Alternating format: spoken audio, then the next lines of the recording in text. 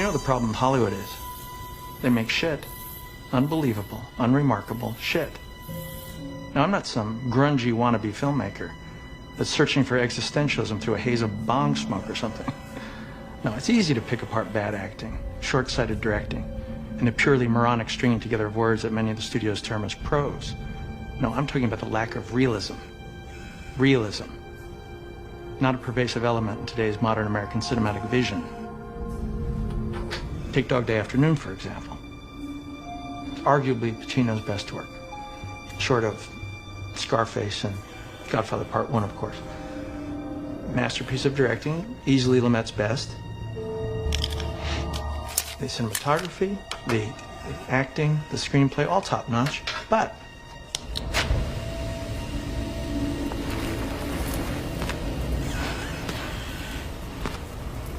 they didn't push the envelope. Now, what if in Dog Day, Sonny wanted to get away with it, really wanted to get away with it? What if, now this is a tricky part, what if he started killing hostages right away? No mercy, no quarter. Meet our demands are the pretty blonde and the bell-bottoms gets it in the back of the head. Bam, splat. What, still no bus? Come on. How many innocent victims splattered across the window would it take to have the city reverse its policy on hostage situations? And this is 1976. There's no CNN. There's no CNBC. There's no internet.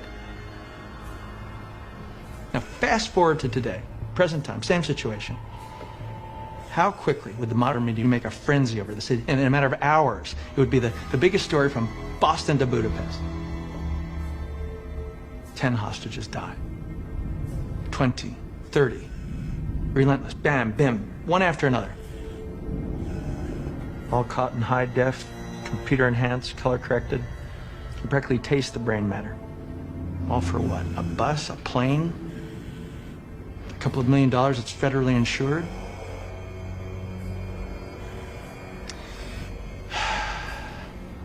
I don't think so, but just a thought. I mean, it's not within the realm of conventional cinema, but what if? Well, there's a problem with that movie. Really? It wouldn't work. How come? Audiences love happy endings. Pacino escapes with the money. Boyfriend gets a sex change. Live happily ever after. No? No. Ah, homophobia. Bad guy can't win. It's a morality tale. One way or the other, he's got to go down. Well, life is stranger than fiction sometimes. Ooh, you want him, you got him, baby. It is the best in professional podcasting between your ears right now. And in fact, we are going to go a little bit back in time because you've got the man of tomorrow, Savzu, the rated R radio star, bringing you a little classic, a little something that, I released on the Zomia ONE Underground episode naming structure, whatever you want to call it. It used to be premium content. I want to bring up something quick on that. Okay.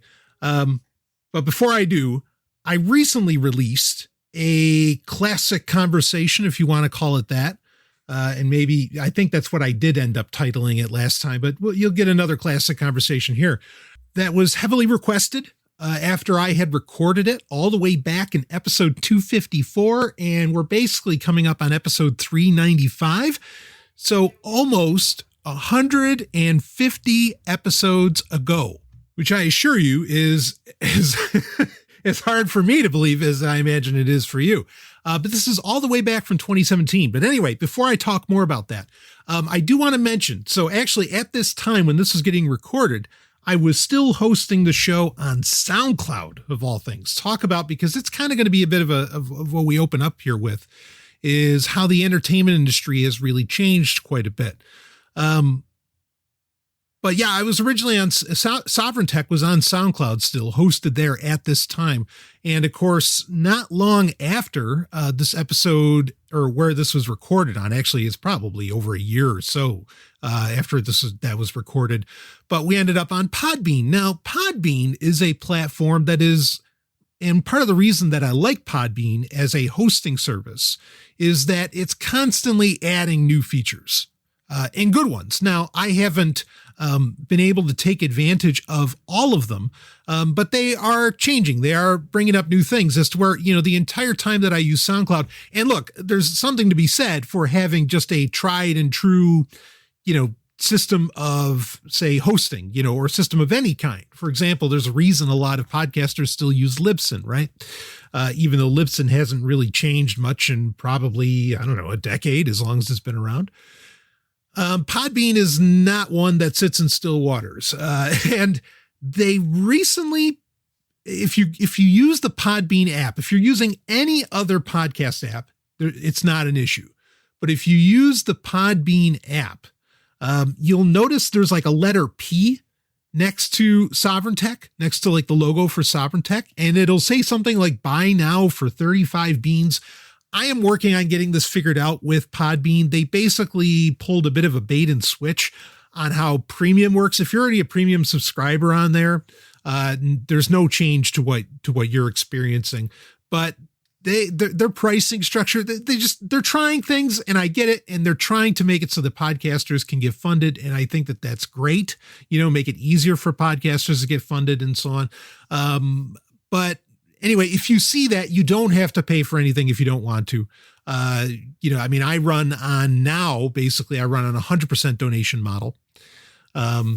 And people applaud that and still support the show heavily. And I'm honored by that. And please, if you wish to do so, of course, just go to sovryn.tech.com and you can make it happen there. But if you notice that, if you do happen to use the Podbean app as your podcast app, you'll see that, but nothing has changed. All the episodes still come out for free. There's nothing you need to do. You don't have to buy anything. I got in touch with their customer service and said, hey, what is this? This is going to confuse people. This is not a good UI decision. This is a problem. Anyway, so just so you know what that is, if you noticed it happen this week, because it kind of came out of nowhere. And I was just as shocked. This is something that annoys me.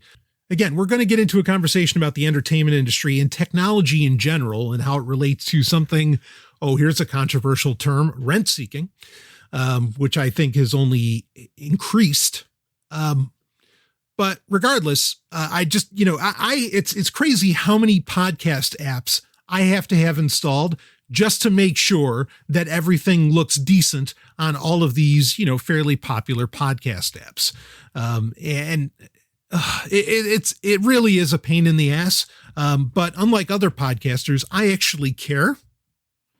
I do most of this myself, so it falls on me. And I wish, I don't want anything to be centralized. I like that podcasting is a decentralized platform at all, but I wish somebody would just get their act together on collecting metrics. And I don't know what to do about like the varying feature sets, but it's just fucking annoying. Anyway, talking about fucking annoying. Let's talk about the entertainment industry. Now, what you're about to hear, I am re-releasing some audio that I compiled from, like I said, episode 254 of Sovryn Tech back in 2017. After I went on this tirade, this rant, and you'd think, how could you have any kind of deep philosophical conversation around Superman and Blu-rays? Let me assure you that the Man of Tomorrow, and I don't mean Superman, I mean me. Wait, are they one and the same? I just took my glasses off. No, let me assure you that I can do that and it'll make sense. So this was again, very popular. I had a lot of listeners request, Stallion, you should cut that out, get that up on YouTube. We want to be able to share it with people easily, share it with coworkers, share it. And hey, there is perhaps nothing that honors me more than when any listener shares my content with, someone that they know, with someone else. That's I can't describe the amount of, or how honored I feel by that. But regardless, yes, this is a conversation. I assure you, if you don't care about Blu-ray discs, if you don't care about physical media, if you don't care about the entertainment industry, blah, blah, blah, I still think there's something for you to get out of listening to this, because there are business practices going on around you that I don't know that you're exactly aware of, that I think speak to broader issues in the marketplace as it exists. And I think that there's some understanding to pull from these practices as they relate to home video and so on. And, home video, again, we're 3 years, almost 4 years later now than when I initially recorded this. This is before there were as many streaming services as there are now. The entertainment industry, and partly, due to COVID-19, the entertainment industry has really dramatically shifted. And I don't know if it's ever going to look the same again. I think there are a lot of things that are going to go back to a degree of normalcy. I think that's going to happen. But there are, and it's not just about COVID-19. There are aspects of particularly as it relates to Hollywood and feature films, that I think are going to be changed forever. And part of that, and I think this is a big question on everybody's mind. Do we ever really go back to seeing movies in theaters again? And there are a lot of people who basically theorize at this stage. I mean, the sales for 4K, movies, I don't think are going through the roof. And it's not just because it's a quote unquote new technology. I don't think you've gotten people to buy. I mean, you're basically at the fourth or fifth major, and I say major because there's been a lot of stuff in between, major stages of, re-releases of films. Basically, my point is, because again, this conversation is going to talk about Blu-rays, software around it. I mean, all of that you're going to hear, but I want to update some of it here in this opening intro. Basically, what we're running into now is that, with video games, people have bought Super Mario Brothers 10 times, right?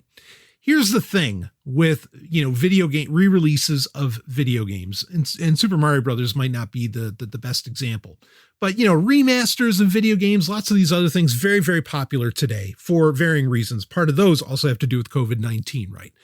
Because it's easier to just have to remap, retexture. And I'm not saying it's not hard work. I know that as a game developer myself, I know what goes into a remaster, and it's tough, right? But it's a lot easier than making an entirely new game. And you also have the built-in audience that loved the game the first time that may want to pay for it again. Or you have people, with their nostalgia goggles on or whatever. And I don't say that, I don't insult the concept of nostalgia goggles. But the thing is that with remastering games, while you are just remastering a game, a lot of times, like Nintendo will do this, plenty of companies will do this, they'll add in new levels or new features or whatever. There's a value prop involved. As to where with, jumping from VHS to DVD, now there's a massive value prop involved right there. But then jumping DVD to Blu-ray, and then jumping, Blu-ray to 4K, like, is there the same, wow, should I hash out another $30, $40 again for this film that I already have on Blu-ray, which frankly already looks amazing, even upscaled on my 4K TV? And I think that's something that studios, movie studios particularly, television shows, kind of the same boat, but not exactly. But I think that's a fact that they're running into, is that people are not seeing the value prop of rebuying films. I mean, it's not uninteresting that, like the studios are basically offering, when they sell a 4K film, it'll come with the Blu-ray version, it'll come with the DVD version, or vice versa. If you're buying the Blu-ray, it'll come with the Blu-ray and it'll come with the DVD. Granted, I mean, there's an affair with cost there, as in it doesn't really cost much to toss in a Blu-ray disc, or it doesn't really cost much to toss in a DVD, or whatever. Okay. But part of the what's going on here is that the studio can't count on, frankly, either Blu-ray or 4K to sell the movie on its own merits. Okay. I don't think this isn't there's so many places we need to go because I do want to update the conversation a little bit of what you're about to hear, but the audio from 2017 you're about to hear is still incredibly important. In my opinion, and in your opinion. That's why it ended up getting re-released, and now I'm putting it, into the feed in its compiled form for the first time. I'm re-entering it here, kind of like we did recently with the egoism conversation that we had. Anyway, so, you get a lot of people who say, oh, DVD is dead, blah, blah, blah. I mean, no, it's not. Okay. I've brought this up. I think I might mention it briefly in this conversation you're about to hear, but DVD is still sometimes either the only way to get a copy of something on physical with special features and all that. And by the way, the addition of special features, like new special features in 4K, obviously is not enough to get people enticed. But also, with those special features, again, it can be, so some things have never gotten re-released, be it due to licensing issues or whatever. Some things have never gotten re-released on Blu-ray or certainly 4K. But also the best way, like the most complete package of getting a film might be the DVD version. And you'd be amazed at how many movies have never actually even made it to Blu-ray, even after all of these years. And for some of these films, we're talking, Blu-ray's not that old, but Blu-ray's been around, over 10 years now, well over a decade. DVD's been around for 20 plus. For example, True Lies with Arnold Schwarzenegger. A massive, wild hit by James Cameron. And a great film, in my opinion. Has never been released on Blu-ray, never touched 4K, never happened.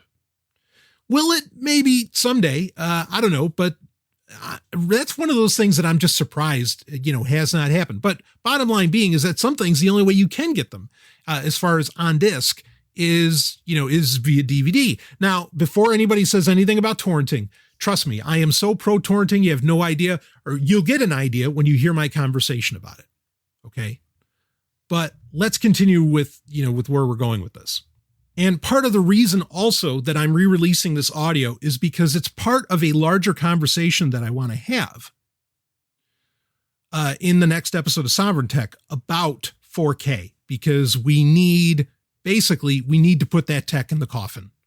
And you need to realize that you are buying into 100% marketing bullshit. 100%. I want you to understand that.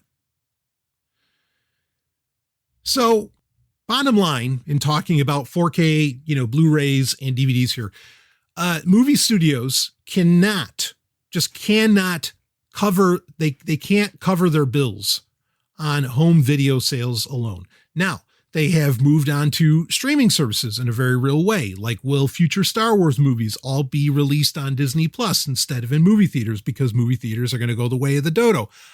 I don't know that I believe that. I think movie theaters are going to stick around.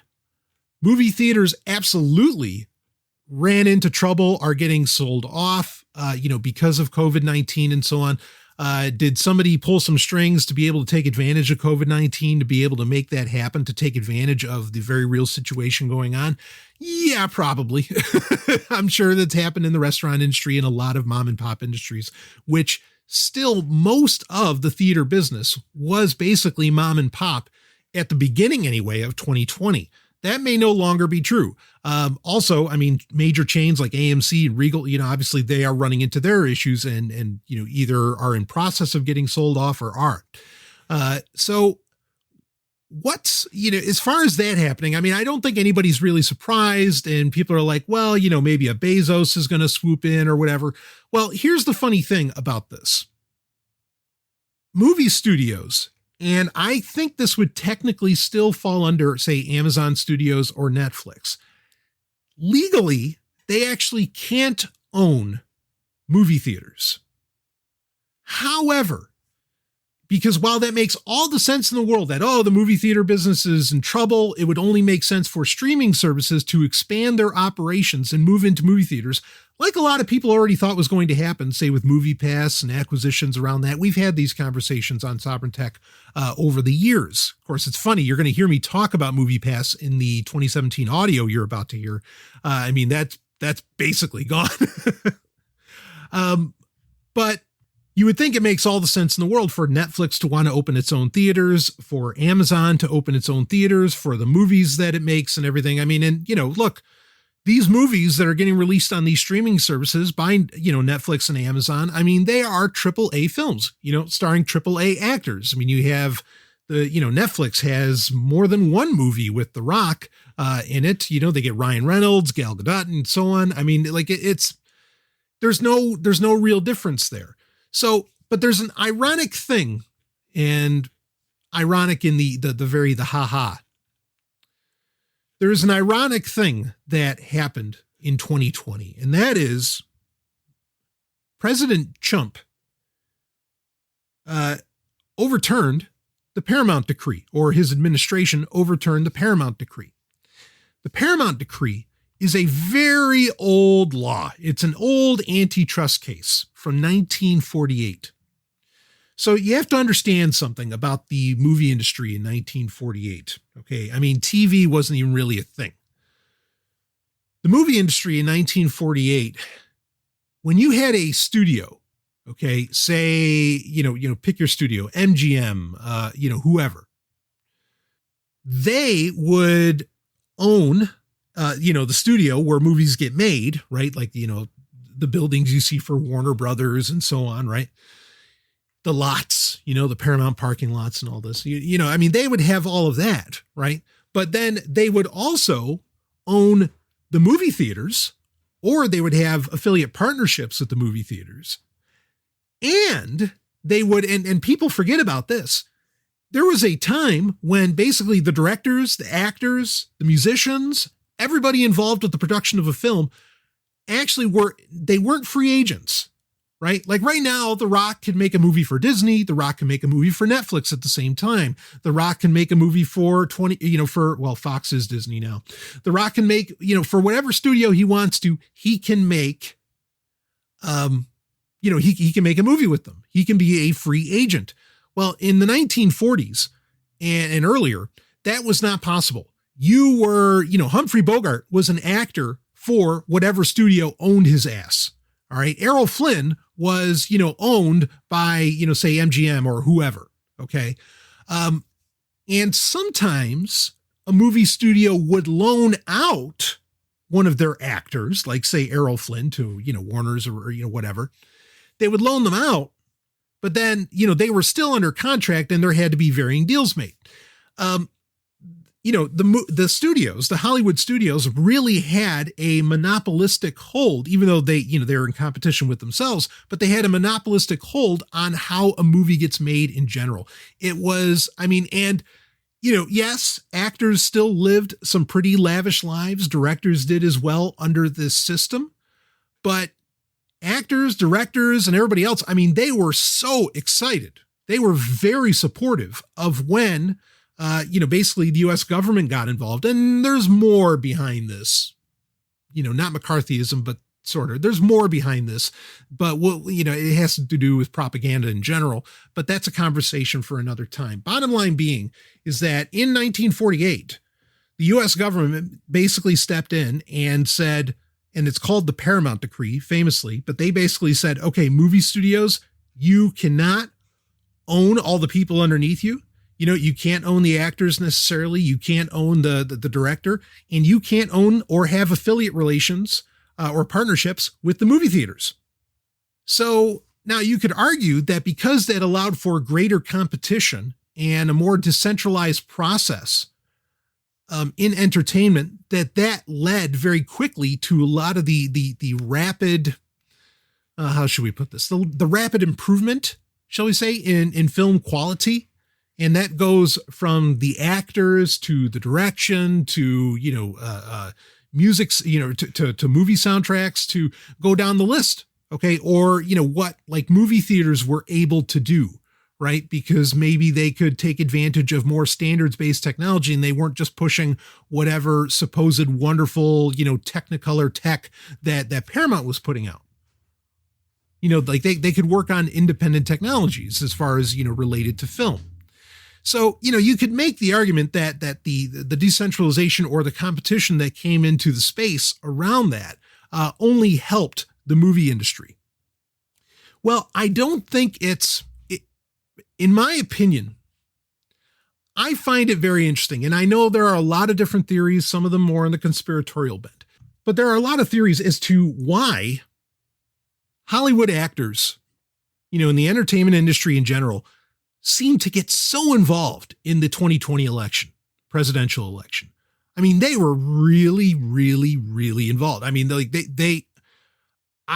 speaking of The Rock, who I mentioned earlier, I mean, this is a guy who is so popular, partly because he doesn't rock the, no pun intended, he doesn't rock the boat too much, like he keeps his opinions mainly to himself and he only talks about hard work and blah, blah, blah. And I'm not saying he doesn't say good things as far as that goes, but he doesn't really put his neck out there, to where he could lose his fan base in any way by saying something controversial. Well, I mean, even he came out and said, oh no. And he did like an interview and he said, I'm supportive of Biden Harris, blah, blah, blah, and he went down that whole thing. What I'm going to put forward to you is the possibility that the reason that a lot of actors, directors, and, a lot of the entertainment industry in general got so involved and were so seemingly passionate about this election in particular might have been because Trump caused a lot of trouble. And I don't think it's anything good, but he caused a lot of trouble by, overturning the Paramount Decree, thus allowing now for movie studios to own movie theaters. This basically opened the door for Netflix to have its own movie theaters, for, Amazon to have its own movie theaters. And all they have to do, look, it's not an expensive proposition. They just need to buy up all the ones that closed shop during COVID-19. But now also they can start to recreate what they had in the 40s, where they had, actors were basically employees and not independent contractors anymore. And look, this is ultimately when you can't, when you become an employee to a studio. I mean, there are some actors who I think are going to stay somewhat of free contractor or, independent contractors, like say The Rock and some others.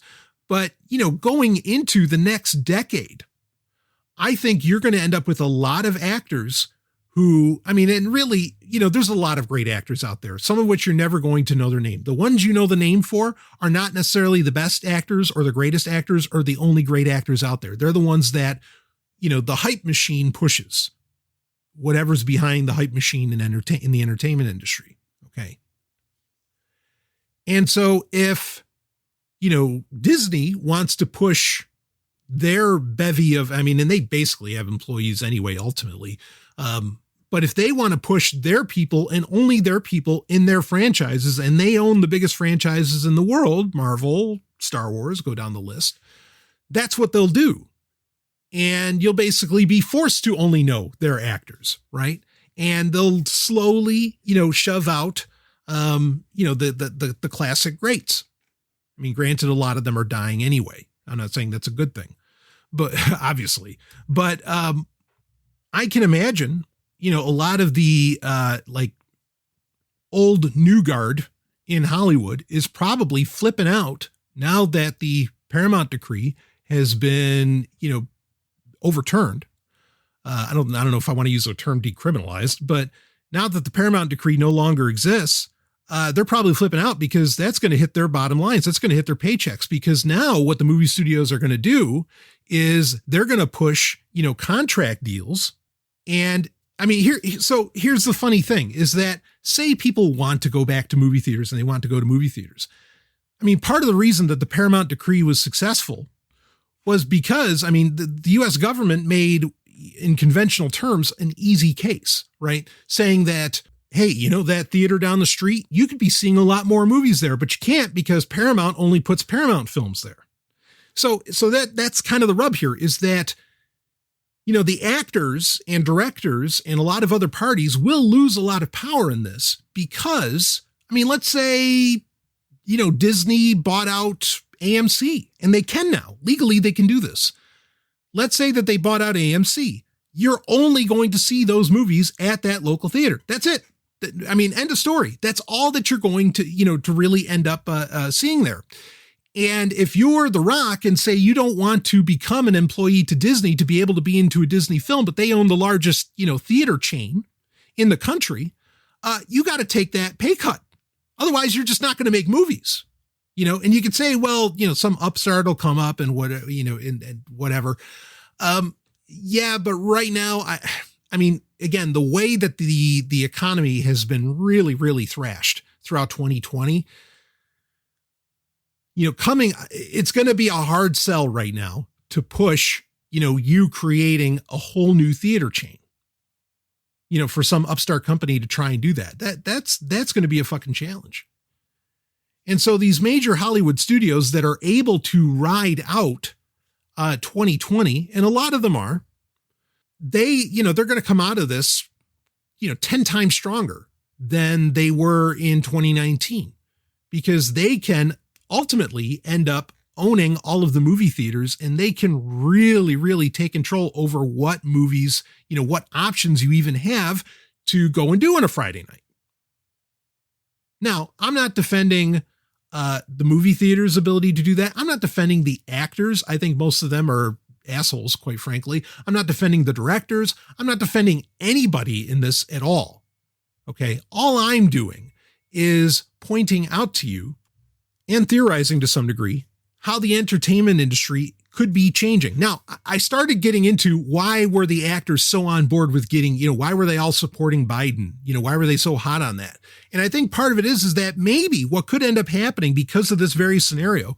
And again, I think Biden could make the Biden administration could make a very easy case to why they need to re-implement the Paramount Decree. I imagine he might have said to a lot of these actors, hey, an entertainer, support me and I'll re-implement the antitrust laws that allowed you to get, some really sweet paychecks. And, is the Screen Actors Guild, probably behind this in some way, maybe, sure, the Teamsters, hey, but point being is, that's something that to me, I think makes a lot of sense. It's not like they were supporting Biden out of any kind of ethics. No way, these people live completely different lives in any way related to the bulk of the people that for some dumbass reason support them on Twitter. So bottom line, I would not be surprised if the Biden administration does re-implement the Paramount Decree. I don't know what that process looks like, but it would not surprise me if it occurs, or if they end up, doing some kind of new one even. One that would affect streaming services, because if it doesn't happen, here's what I think will happen is that, yes, you will get, Disney, Netflix, Amazon, others buying up all the theater chains and making them exclusive. And yes, that would work. And not only would that work, here's why it'll really work, because they will, maybe they'll raise the prices, or they'll create a plus version of their monthly subscriptions that will allow you to, if you say have a Disney Plus subscription, pay a couple extra bucks, a month more, and you can go and see this new release in theaters, right? In Disney theaters, now newly, minted, newly branded Disney theaters. And that'll be the continued value prop, because like we're going to talk, or like you're going to hear me talk about from 2017, the movie industry for a very long time has known that home video itself in its raw form, and I mean raw form as in Blu-rays, DVDs, and so on, ultimately disempowers the profitability, perhaps, the extreme profitability that the entertainment industry would want to enjoy. And understand the entertainment industry, that profitability isn't just about, how much money can we get from the suckers sitting at home, or how much money can we get from the suckers getting their asses in seats in the theaters. It's also how much can we, or rather how little do we have to spend to get a movie made, and how little originality, because originality gets expensive. How little originality and creativity do we have to put on the screen?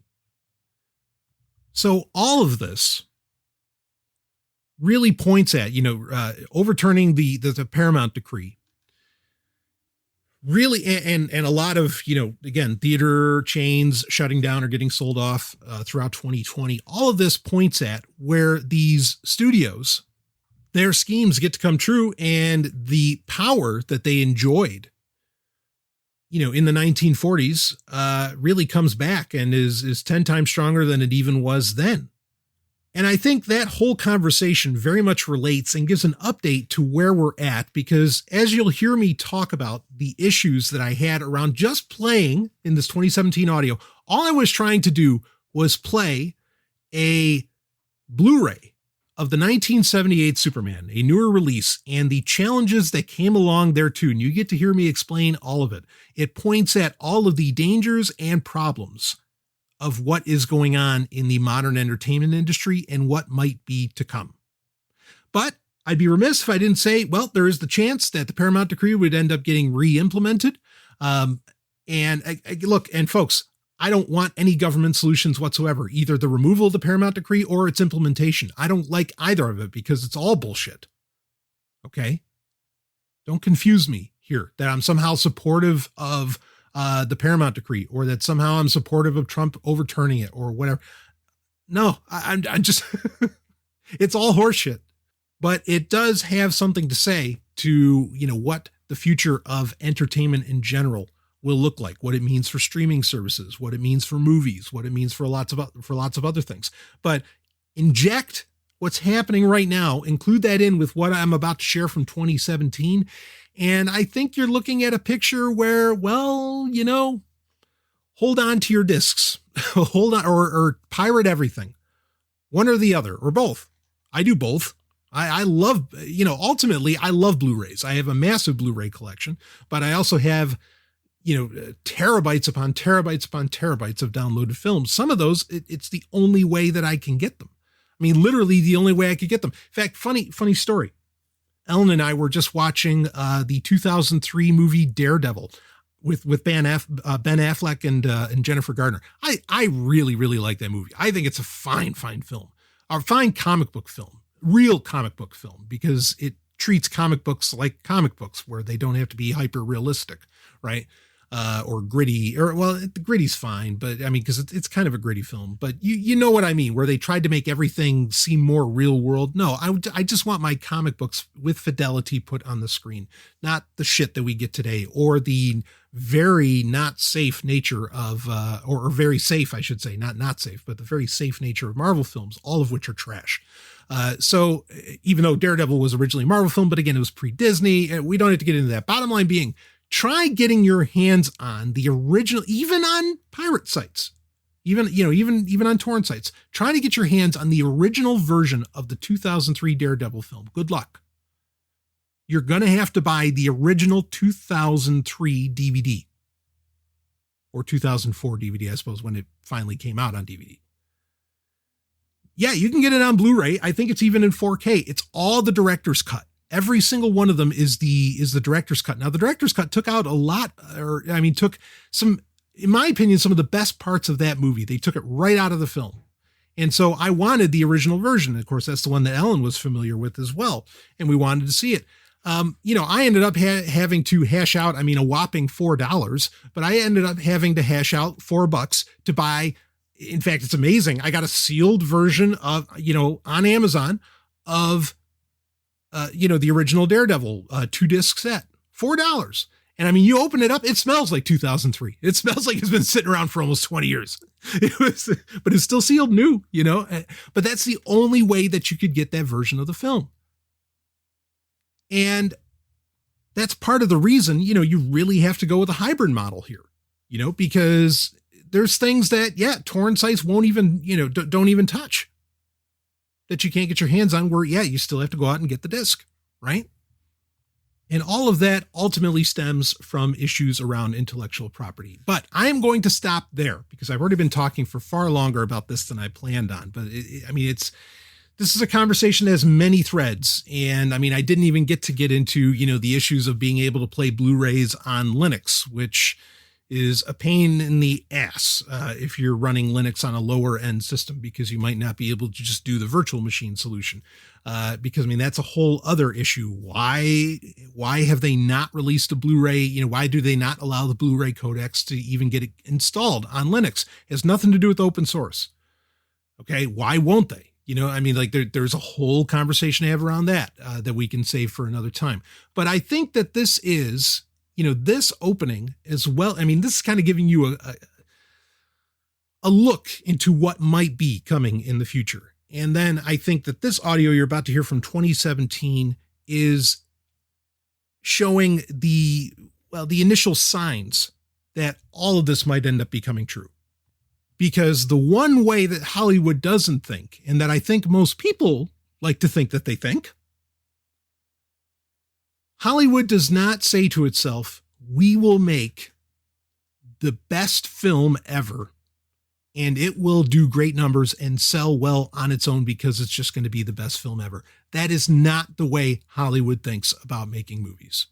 They basically think, how can we get the largest amount, how can we dumb something down enough to get the largest amount of people to see it? And, what tricks can we do in the trailer? What music can we use? What tones can we use to get everyone to get asses in seats?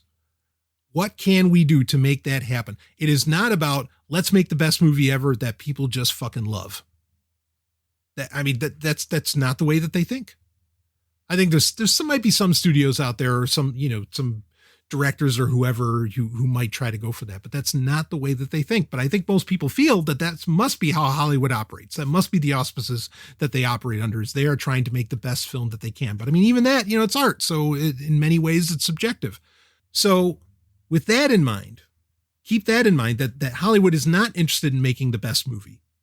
So how do they go about making money? Well, let's listen to this audio from 2017 and then consider everything that we were just talking about in relations to the Paramount Decree, and really, just how not well 4K is doing, and home video sales in general are doing. I mean, because home video sales have basically gone to, a lot of the, and I'm okay with this, a lot of the little cottage shops, as it were, like Shout Factory, and Arrow Films and some others.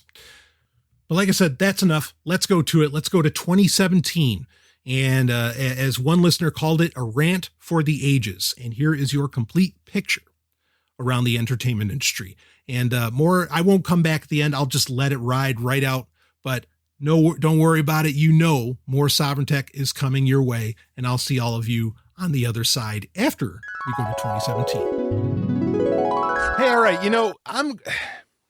I'm going to call this, this little, I mean, we're doing a very impromptu show here because we got something unique, coming up, but I'm going to call this tool of the week, this little segment right here. Okay. I was earlier today, well, like I said, okay. I mentioned earlier that, yeah, I had, this is going to be kind of special because I'm actually going to kind of review 3 movies. Okay. That I think are important. And I think that there's kind of a larger thing to talk about with all of those. So I mentioned, I saw Justice League. Okay. Saw the new Justice League movie. I saw the new Thor movie, Thor Ragnarok. And then I watched it chalks up to like 3 hours and 8 minutes. Okay. You can call it the 3-hour version, or maybe even the 4-hour version. If you watched it on TV with commercials, it'd be the 4-hour version. That's how of Superman, the movie from 1978. Finish my sentence. I might call it the 4-hour version, even though the Blu-ray itself that I have, because it's one of the greatest movies ever made. It says the 3-hour extended edition on it. But kind of like Dune, like there was the original, what is it? The 84 Dune. Okay. That David Lynch did. There's what's called the Alan Smithy version, or what I called it the 4-hour version before I really understood, this is when I was a teenager watching the Sci-Fi Channel, before I really understood what Alan Smithy was, that's just like, that's a name that gets used if a director doesn't want to be attached to a cut of a film. And in this case, that being David Lynch. I would call it the 4-hour version of Dune. Now, really, it barely chalks up to 3, but on the Sci-Fi Channel, with commercials and everything, when you'd watch that in the 90s, back when the Sci-Fi Channel was actually worth watching and was cool, it was 4 hours. So you called it the 4-hour version, so there's a part of me that just wants to call Superman, the extended edition of Superman, the movie, the 78 Superman, the 4-hour version, but whatever. That's not really what we're necessarily here to talk about. Anyway, I wanted to watch this movie though. Okay. I wanted to catch this Blu-ray, and I had recently gotten a new Blu-ray drive. I think it's a BD05S, a Pioneer BD05S, and it was important. This Blu-ray, the Blu-ray drive is great. Okay, the drive itself is phenomenal. In fact, it's not just a player, it's not just a Blu-ray player, it's also a burner, and it can burn M discs. In fact, the one that I got ended up coming with an M disc that I will be using to store, because it can handle BDXL as well, which gets into the hundreds of gigs. That's like a 4K player almost. Which, let's be clear here, this is a very confusing aspect. Well, let's try and be clear here. This is a very confusing aspect of the Blu-ray industry format, I guess, right now. So this Pioneer, what is it? What did I say? It was BD05S. Okay, this Pioneer drive claims it can do Blu-ray XL. Now, Blu-ray XL, a normal Blu-ray, you have a single layer Blu-ray, you have a double layer Blu-ray. So a normal Blu-ray can do 25 gigs, a dual layer can do 50. When you get into BDXL, Blu-ray discs XL, I think that's what they call them. Or I think BDXL is kind of the shortened version.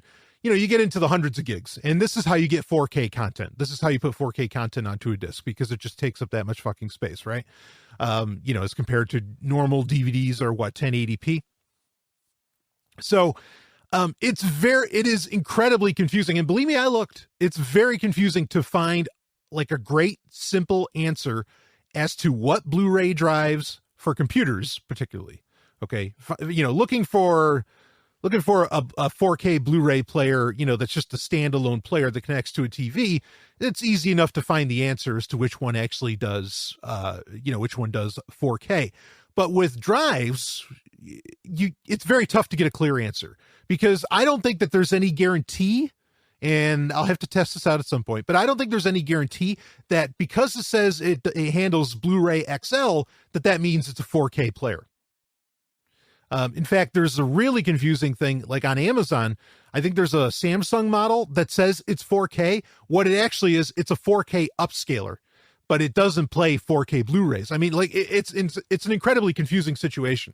To say nothing of the fact that really we've entered, I mean, there's no real competitor anymore. Not that competitors within the kind of the physical media format has always been like a thing. I mean, DVD, ran roughshod, right? VHS, I mean, yeah, there was Betamax for a while, right? And there's been some others. I know Laserdisc, blah, blah, blah. I mean, you could say that Laserdisc or DVD was taking on Laserdisc, but not really. I mean, that was only the, kind of the connoisseurs of film were really saying, oh no, Laserdisc is still better than DVDs and all that. I mean, that's a whole long fucking history. And I'm talking about things I had no intention of talking about, but whatever, I'm talking about them. We're going to run. We'll do it live. Woo! Okay. So, I mean, yeah, when after DVD, you had HD DVD, right? Which I guess might be the most comparable thing to how Blu-ray now has Blu-ray XL. But you had at the time, really, it was HD DVD versus Blu-ray. And there was some debate as to, which one was going to win. And look, I know there's been other like really niche formats. Like there was that like HD VHS. I'm not kidding. There was like this really, really, in fact, it was technically better picture quality than a Blu-ray, but it was on tape. I'm not fucking kidding. And I think the only movie I ever saw that they played on it was Blade Runner. And of course that's a great demo film to put on, but it was stunning. It was gorgeous. Okay. I know there's been a bunch of niche ones, but we're just talking about the popular conventional mindset. Okay. HD DVD versus Blu-ray. I mean, right now Blu-ray is owning it because most people I don't think they think there's any real money in going with a physical format. Now I could spend a whole ton of time talking about, what I think is going to end up happening with physical formats. There's a part, not to get into the whole net neutrality thing or whatever, but there's a part of me that thinks if 4K really matters to people, and look, I actually don't think it does. I really don't think it does. Okay. I think it's very much like MP3s versus like lossless, codecs and everything. And look, I know there's people that love FLAC and they love their lossless codecs and all that. I know you're out there, and I mean, no disrespect to you. I am not saying you're not important. I'm not saying anything like that.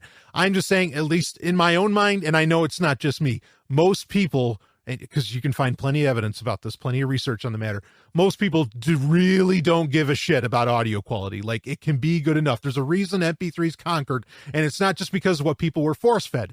Okay, if people don't like something, you can force-feed it all they want. If they don't like it, they're not going to accept it.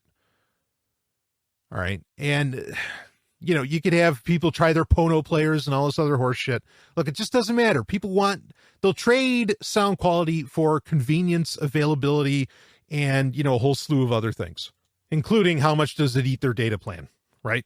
I mean, because, of course, HEAAC plus is better than MP3. No fucking shit. No one's going to argue with you about that. But better doesn't always like chalk up to what just has the objective greatest sound quality or best compression. Better comes down, has a million different factors to it. Okay. So anyway, where the hell was I talking about this? Oh, I know what I was going to say. Okay. I don't think most people care about 4K. Like, I really don't. And in fact, I'll tell you something, when they're really not going to care about it is and look, this actually has nothing to do with net neutrality, because it was happening anyway, beforehand and after, Tom Wheeler laid down his little, pissant hammer. Okay. It doesn't matter. Comcast was charging, if you went over, what is it, like 300 gig or something on your monthly plan, they were going to charge you, they charge you like $10 every gigabit or something, every gigabyte after that, not gigabit, every gigabyte after that. And it's something like that. All right. You start streaming a whole shit ton of 4K content. What, you think you're not going to use up that 300 gig in a heartbeat? Fuck yes, you are. This is one of the big things. I mean, it's so funny. Like, net neutrality. I don't want to get lost in the weeds on it. Okay. I said this last time net neutrality was a thing, before, Ajit Pai was pulling his bullshit today. Okay. And if you listen to last week's episode, I'm not on either side of the debate.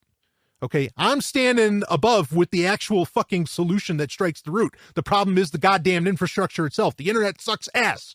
Okay? All right. We got that. So last time we talked about it, I was like, look, you're missing the actual problems. You're missing the actual argument. Like I just said, the problem's the infrastructure, right? Okay? The real concern is how these... and whether it's Title II or not, because again, like I said, when Tom Wheeler put it through his Title II, they did nothing about the last mile to increase competition, and which is supposed to be a part of Title II, and also they didn't get involved in price controls. Okay, so that's why Comcast is still able to charge you for all the extra gigabytes once you get above a certain level, right? Okay, yeah, fine, they can't charge you on the speed, but they're going to charge you on how much you use.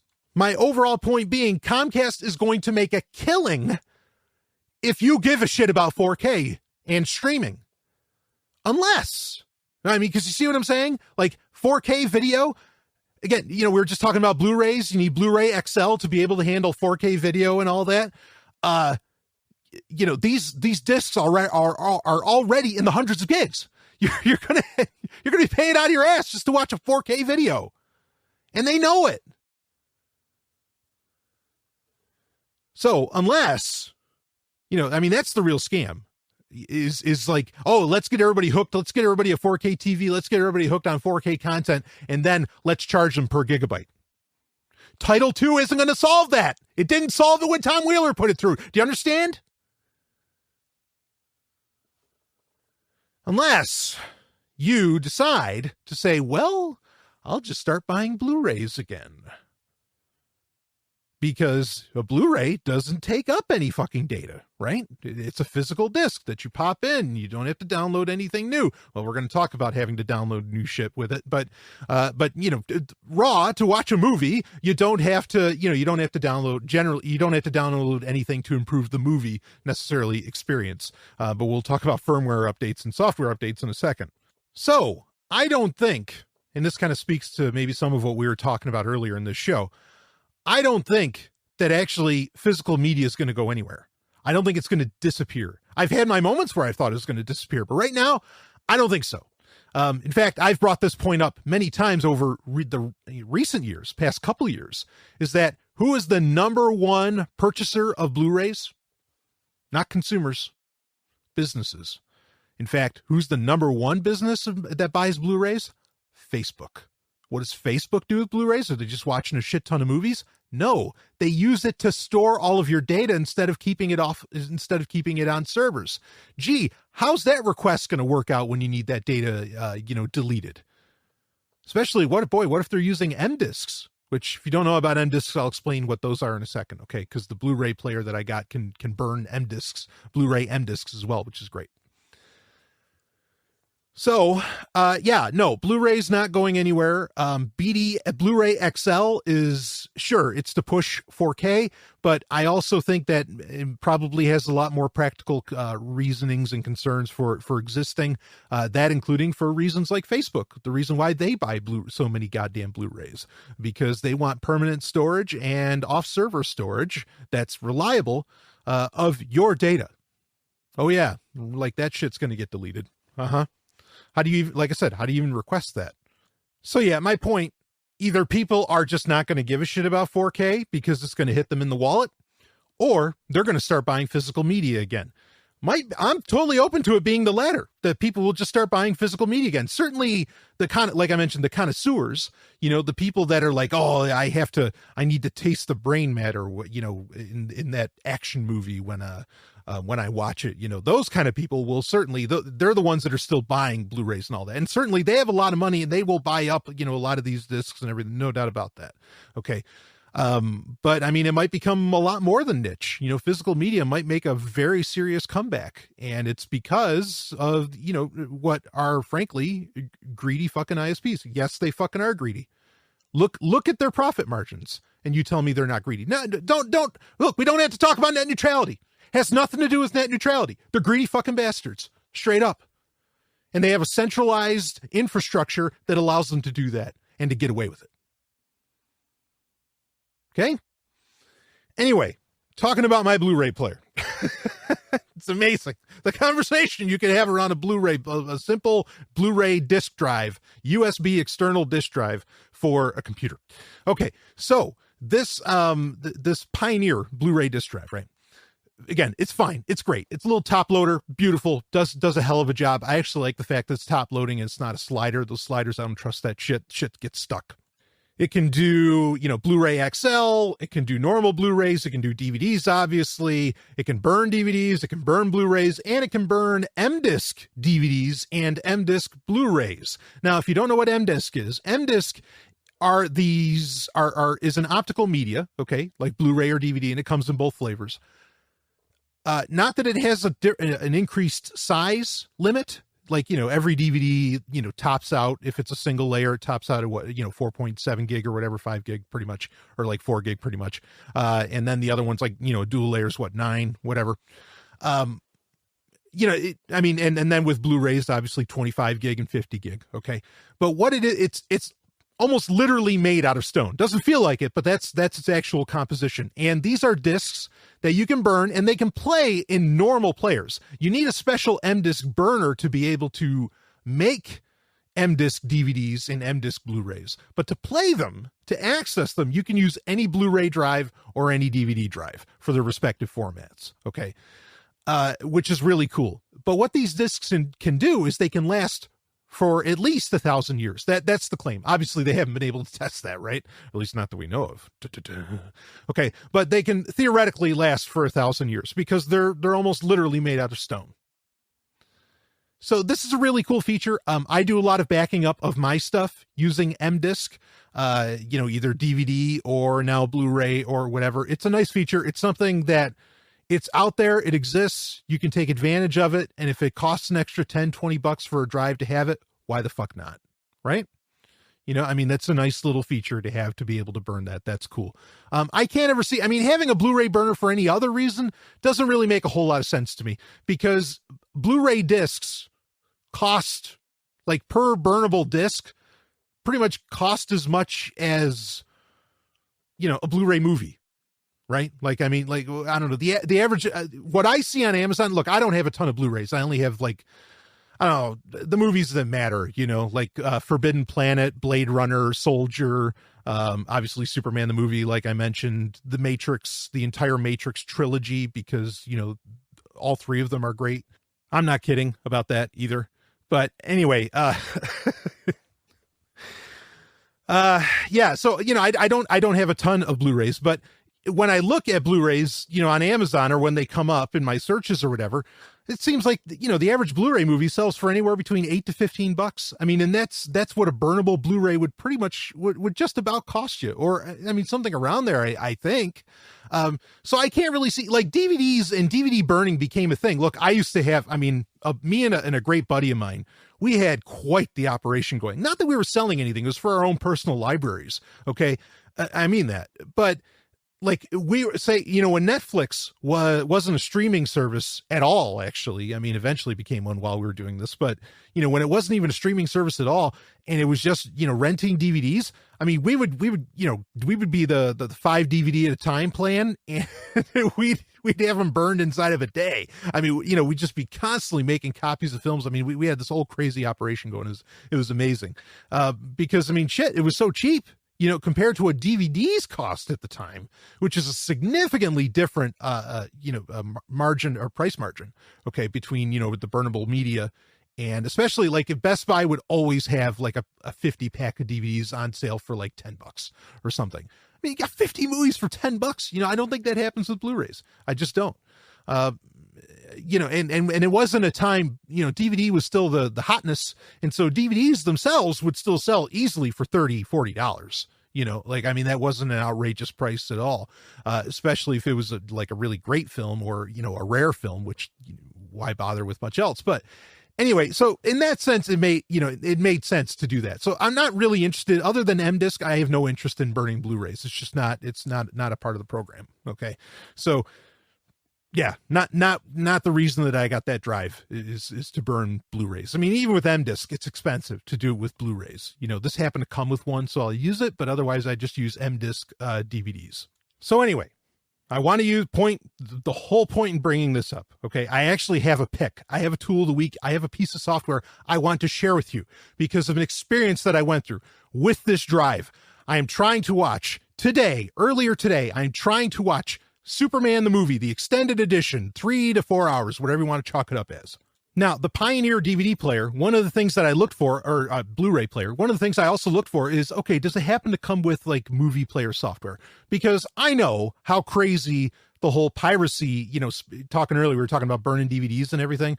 I know how crazy with Blu-rays that a lot of the anti-piracy attempts, software, codecs, etc., have gotten. I'm fully aware of how that goes. Like, it's almost to the point where, well, okay, it would be cost effective to try and crack, the constant updating of Blu-ray anti-piracy, attempts, software, I don't know, firmware. It's the technical term would be libraries. Okay. Cause that's what they add in, or like the scheme, that they put in. I guess measures is a fine term. The anti-piracy measures that they keep coming up with new ones. They keep updating them. Okay. With DVDs, this was the thing. It was a, constant arms race as well. And your ultimate weapon for the pirate was software called AnyDVD. Now, AnyDVD still exists. It's by a different company called Red Fox now, as compared to the company it was before. And also now it solely exists as a subscription service. So you have to pay a fee, and I forget if it's like monthly or yearly or whatever. And look, this is fine. I mean, if people are into this shit, they're into it, and some of you are doing, you know, the Dark Lord's work, and thank you for that. Okay, you know, in making this stuff available and using that kind of software, you know, maybe to get it up on torrent sites and everything, you know, whatever it takes. And I'll talk more about how I think that's that's some very important work going on. But anyway, you know, now you have to, I mean, you kind of have to pay crazy money. You might as well, like, it's just about to the point, just at the point of parody where, yeah, I might, it's Parity, not parody, isn't Parody, like a porn or something. Okay. It's at the point of parody where, yeah, you might as well buy the Blu-ray disc, right? Like, let's make it official. Let's do it right. That's fine. And it's about to the point to where, yeah, you know what? Fine. Cyberlink, you know, I mean, their software is like the two main pieces of software for playing DVDs and Blu-rays and whatever else on computers for over a decade has been either WinDVD or Power DVD from Cyberlink specifically. So anyway, a nice thing that you can do is that when you get a new optical drive of some kind, you can see, oh, hey, does it come with, you know, some kind of software, some kind of player software or burner software, you know, for like Mac users, like we were talking about earlier. I mean, you know, a popular thing to do is, oh, does it come with Roxio Toast? You know, because that's a very handy piece of software. Okay. Even though a lot of OSs are starting, you know, would start to build in their own stuff, but then at the same time, OSs are scaling back in what they make available because they think everything's going into streaming.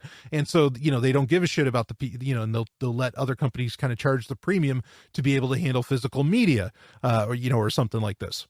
So fine. This player, I check it out. It comes with Power DVD. Okay, great. You know, I can install that on the computer, and then I can play this Blu-ray fine because it's a very new Blu-ray. It's specifically the Superman one that I got, like, just came out beginning of November, I think, or maybe it was beginning of October. Whatever. It's brand spanking new. I pre-ordered it.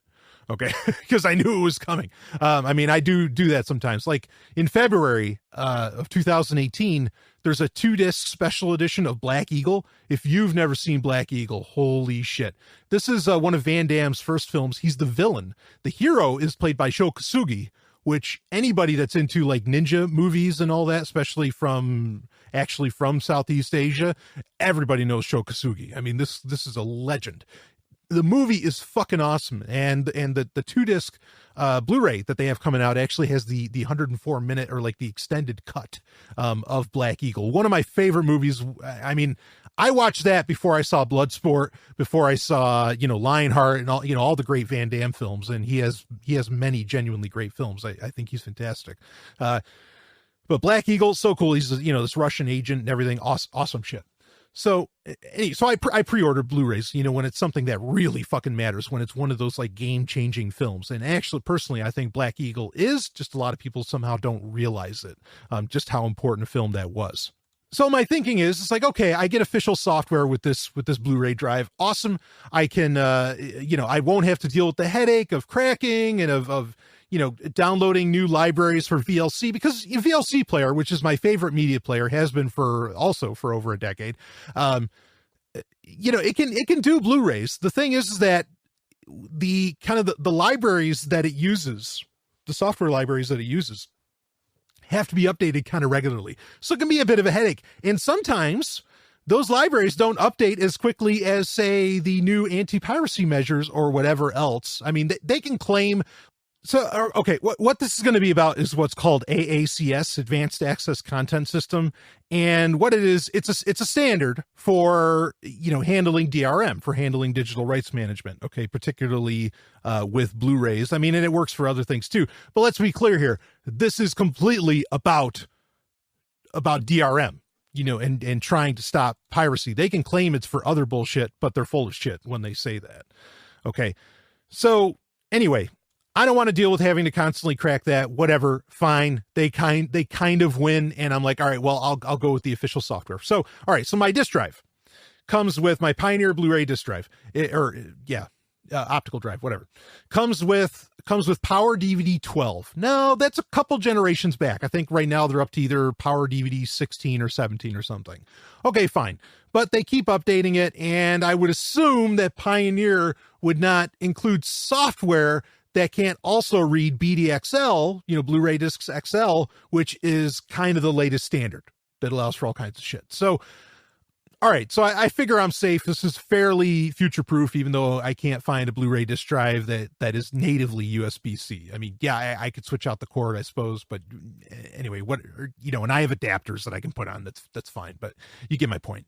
So, all right, so I do this. And so I go to, all right, I install it. I put it on my Windows machine. I install Power DVD 12. Here we go. I agree. Here's your bullshit. Fine. Yeah. Okay. You're spying on me. Gotcha. Okay. Yep. Fine. And then I put in the movie. Here we go. I'm ready to go. It's a beautiful Saturday. Let's do this. All right. I'm going to watch this. Then I'll go catch Thor Ragnarok, and I'm going to be able to do this great review on Sovryn Tech where I'm comparing these three comic book films. Okay. And what ends up happening is suddenly I end up in this loop about where Power DVD 12 wants to update the latest AACS. Okay, fine. My software is official. Everything on this Windows machine that I'm using, everything is completely official. There's zero cracked software whatsoever on it. There's none. All right, I made sure of that. I wanted this thing to, this is pristine. No bullshit. And it just keeps going in a loop. It says, okay, do you want to update now? Yes, click OK. Goes in a loop. Do it again. Click OK. No, goes in a loop. And every time I try to play the fucking movie, it won't go. All right, fine. Eventually I'm messing with that for like 20, 30 minutes, looking up, on search engines. Okay, how the hell do I solve this? Nobody has a good answer for it. And Cyberlink just keeps telling me, oh, well, upgrade to Power DVD 16 and, then you'll get access to this. And it's like $60 or something. And it's like, no, motherfucker. I bought a drive that came with this. This is official software. This shouldn't be a problem. And also, this drive is meant to handle some of the latest, standards. So fine. And one of the things that I have to do is I have to update the firmware. Or one of the recommendations to solve this loop that keeps happening with the AACS is to update the firmware on the disk drive or on the optical drive. Fine. It's hilarious because the firmware is dated 2014 on this drive. And the latest firmware update is from September 9th, 2017. Okay, fine, whatever. I do that. Still doesn't solve it. Okay. So, all right, let's see. I know, VLC player can play Blu-rays. Let's see what kind of horseshit I have to go through, to make that work. And I go through the horseshit. I do, there's a couple of files that you have to like, there's a config file and some library files, whatever, that you have to download to make that work. And I go to play it. Doesn't work. Why? Because the crack, as it were, for VLC to be able to play Blu-rays is a year behind. Like literally it's from 2016. And we're almost in 2018. Okay, fine, whatever, fuck you. That's okay. I still love you, VLC, but whatever, I don't give a shit. I get this close to where I'm taking that hard-earned Patreon money and say, for Sovryn Tech and saying, all right, I'll buy the new version of Power DVD just because this is driving me nuts. I don't have the time. I just don't have the time to deal with this. But then I say, yeah, all right, hold on. What are the alternatives? Because I haven't really looked into like media playing software outside of VLC in a little while, And so I was like, all right, let's see what else is out there. So I do a search, checking stuff out, and I come upon what's called, I find like this top 10 list. And two of the pieces of software in the top 10 list say they're completely free. One of them I look up, it's like DA Player or something, and there hadn't been an update in a while. And so I'm like, I don't have any confidence in this. And in fact, there couldn't even really find a fully official, official website for it, which you don't just want to go downloading software, especially something with codecs, because codecs can get pretty deep. All right, in your OS. So because it can end up working across apps. So I didn't want to do that. So the other piece of software I find is called Lewo, Leawo, Lewo. I'll call it Lewo or Lewo, maybe Lewo. How about that? Lewo player. Link is in the show notes for episode 254, folks, if you want to give this thing a shot. And obviously it's software out of China because China doesn't give a shit about IP or DRM, it seems, for that matter. And good for you. I like that attitude, baby. Woo! I install it. download it, it's like 100 some odd meg, whatever. Okay, fine. It takes a minute or two. And then I install it. That gets done in a minute or two, so all together we're talking, and then in 1 minute, I double click and I press, and it automatically detects, my E drive, which is the Pioneer Blu-ray drive. It sees that Superman, the extended edition, is in there, and I press play. All together in 5 minutes with this solution, I'm finally fucking watching Superman. After an hour of pure bullshit, dealing with nothing other than DRM that I shouldn't have to deal with because here, look, I paid the price. I laid down all the fees. I did all the latest firmware. I updated everything. I've got all the latest updates on Windows 10. The Windows 10 copy I've got. Oh, it's all official. Everything's by the book. And I still couldn't watch my fucking movie. I was so fucking livid. Because every time I hear somebody say, well, but don't you think that the movie studios need to make money? Shouldn't you be paying for those films? Isn't it, don't you think downloading movies is kind of bad or wrong? If you really love it, won't you pay for it? Yeah, I did pay for it. I paid for a movie that I've bought so many times in so many formats because the movie's from 1978 and I couldn't watch it. I did everything official and I couldn't fucking watch it. And I'm just going, holy, what is going on? This is... Folks, okay, now the Golden Stallion's an anarchist. Okay, now I don't like to put any prefixes or suffixes on that if I can help it. All right, but I'll tell you, a lot of, I have in my listenership also is a very wide range of anarchism. I've got anarcho-communists, syndicalists, capitalists, whatever. When I hear some of my audience complain about capitalism and all that, this is exactly what they're talking about. Because let me tell you what this racket was. This AACS thing, I think this was all a fucking racket to have me. Look, I technically bought Power DVD 12. They wanted me to upgrade. And this is it. If they keep pushing, they say it's to stop. They say, this is what's so funny is that, the movie industry, whoever, the hardware manufacturers, whatever, they say AACS is all about, we got to stop piracy that way that the movie studios can get paid and all that. Fucking horseshit. This is rent seeking. It's eternal goddamn rent seeking that everybody who has a critique about capitalism says is what happens, and it fucking happened. Yes, it did. At this minute level. You would think that such a niche industry, which is supposedly a niche industry because everybody's fucking streaming shit. Nobody's into physical media anymore. A bunch of minimalists, blah, blah, blah. Wah!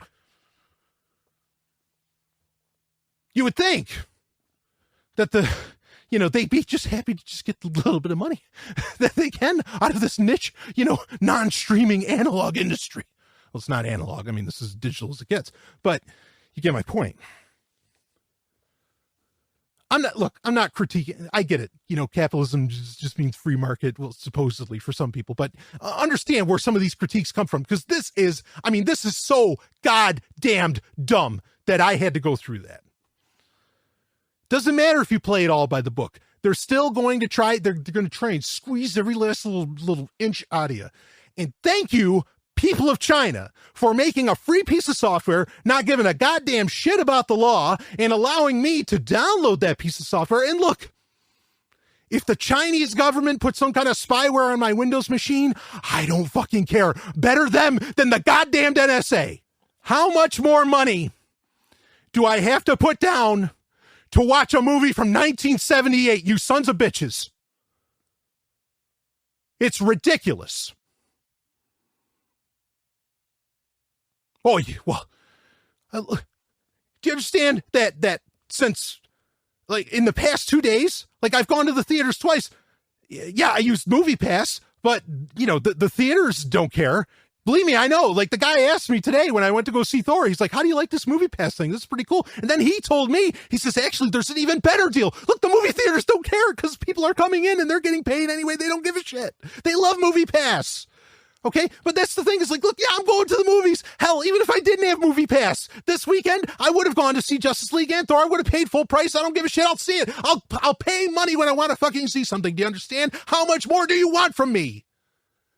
Especially me. Do you understand? Do you realize, do you hear the amount of history that I'm laying out on you? Is because I've had this torrid love affair with the entertainment industry my whole life. I've given you everything. And you still want more. I'm being kind of funny, folks, in my anger. Please don't think that I consider this to be like the most important subject on planet Earth. I get it. There's starving people in Ethiopia. I know. Okay? But this is still bullshit. The abstract concepts, the analogies that could be pulled from it, all of them are fucking terrible, though. You gotta admit it. It's so bad. So I'm telling you, in my opinion, if there were such a thing as morality, the moral thing to do would be to torrent and pirate every goddamn thing, because these people are out of control. They are out of control. And if you're that passionate to where you're willing to go through all the work and whatever the hell it fucking takes, okay, to either do the pirate thing or whatever, I mean, look, then you've got that passion. You're the best marketing in the world. When you're excited about the new Thor movie, when you're excited about a new Superman Blu-ray or a new version of Superman coming out, when you're excited about Justice League or whatever else like that, like, you should be the fucking movie theaters, the movie industry, the entertainment industry overall, comic books, music, whatever. They should see you as the loss leaders, because you're the marketing. You're the real marketing. You're the ones that are like, oh my God. I mean, do you know how many people I've convinced to become huge Star Wars fans?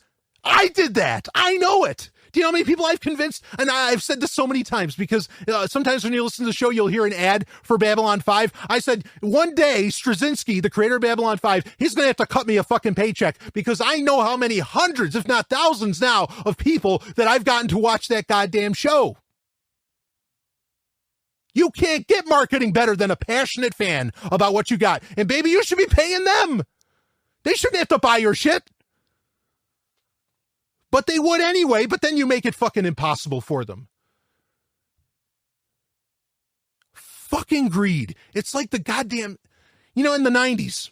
Look, I really want to get into reviewing these films, okay? In the 90s, you had, what was the company? Like Fleer? You had a bunch of these trading card companies. I was really into trading cards. Not so much necessarily like baseball cards, even though I did like baseball, plenty fine. Still kind of a fan. I mean, I still suffer from Mets fanitis. It flares up every once in a while. Okay. I'm from New York. What do you want?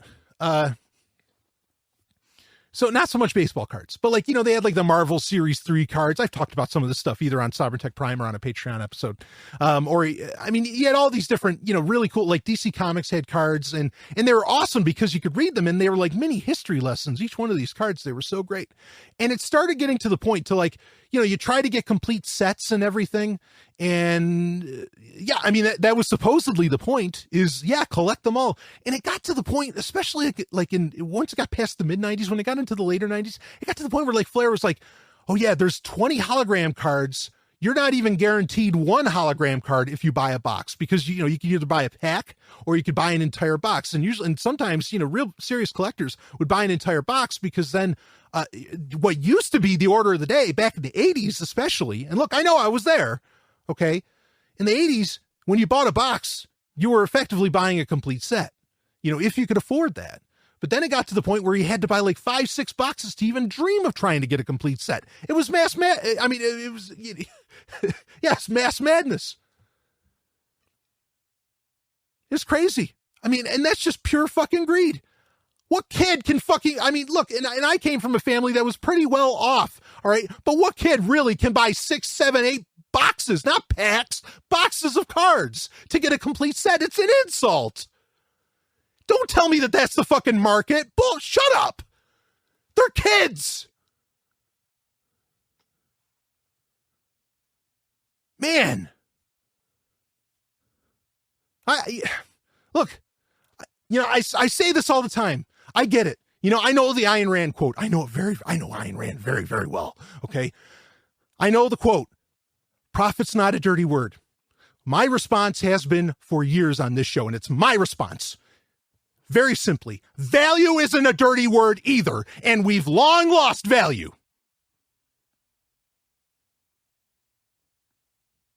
Yeah, greed, whatever. Yeah, no, I get it. Greed. Oh, greed is good. Blah, blah, blah. Fuck. I don't care. But there is a point where it is just, it's crazy. It's too much. It gets to the point where it insults the human condition, quite frankly. And it insults the fans, and it pisses on the fans, the people that love you. And if you had any goddamn empathy, you wouldn't do it. Provide value for people, and they will love you forever. They will follow you to hell. They will go through all those years of where they get nothing and blah, blah, blah. And then when you're ready to come back, they will be there with open arms. Just don't piss on them. Don't treat them like shit. And the entertainment industry is just treating people like shit en masse. Even when they try to go do it by the book and by the numbers and play it the right way, they play it straight. You still fuck them. Fuck you.